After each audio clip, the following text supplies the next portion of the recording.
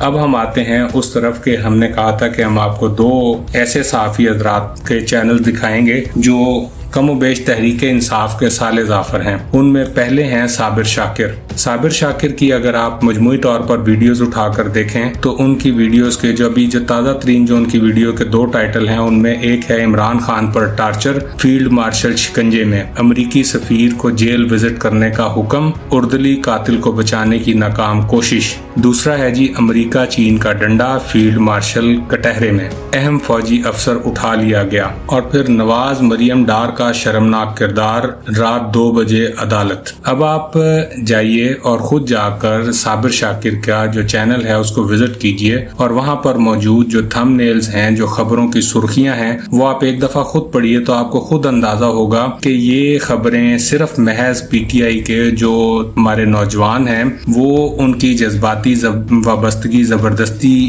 اپنے ساتھ جوڑنے کے لیے کس قسم کے تھم نیلز وہاں پر لگ رہے ہیں۔ فیلڈ مارشل کے لیے زمین تنگ کر دوں گا۔